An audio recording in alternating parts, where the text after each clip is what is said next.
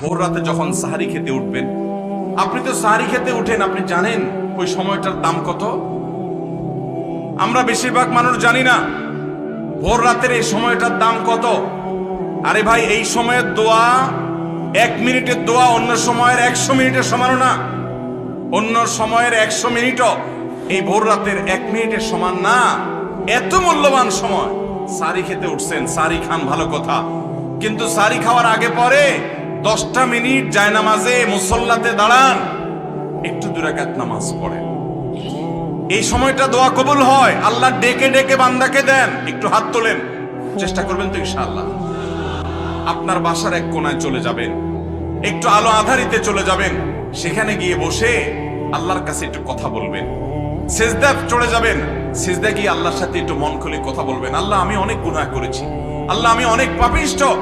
শুনেছি আপনার রাসূল জানিয়েছেন যে এই মাসে নাকি আপনি অনেক পাপিষ্ঠকে মাফ করে দিবেন। আল্লাহ, আপনি নাকি অনেক জাহান্নামে যাদের নাম চলে গেছে জাহান্নামী তালিকাভুক্ত, তাদেরকে মুক্ত করে জান্নাত দিয়ে দিবেন, আপনি নাকি ওয়াদা করেছেন। আল্লাহ, আমাকে একটু তাদের মধ্যে শামিল করে দেন। আল্লাহ, আপনি দিলে আপনার কোনো অভাব হবে না।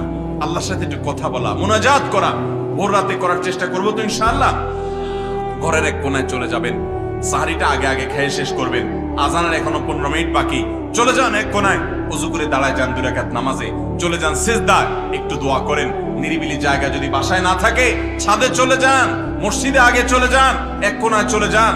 এই সময়ের 10টা মিনিট অন্য সময়ের ঘন্টাকে ঘন্টার চাইতে মূল্যবান।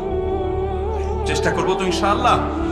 ভাইরা আমার, সিয়াম আমাদেরকে হারাম ছাড়ার প্রশিক্ষণ দেয়। সিয়াম আমাদেরকে বলে তোমার যা মনে চায় তা করতে পারবা না। অনেক অবৈধ কাজ করার সুযোগ আসে, তোমার মনেও চায়, কিন্তু করা যাবে না। কারণ যে তুমি রোজা রয়েছো, রোজা রেখে তুমি ট্রেনিং নিয়েছো যে পানি থাকলেই পান করা যাবে না, খাদ্য থাকলেই খাওয়া যাবে না, ক্ষুধা থাকলেই খাওয়া যাবে না, আল্লাহর ভয়ে বেঁচে থাকতে হবে। এই বিষয়টাকে সামগ্রিক জীবনে অ্যাপ্লাই যেন করি, সেই শিক্ষাটাই রমজানের রোজা আমাদেরকে দেয়। আল্লাহ আমাদেরকে সেই শিক্ষা গ্রহণ করার তৌফিক দান করুন।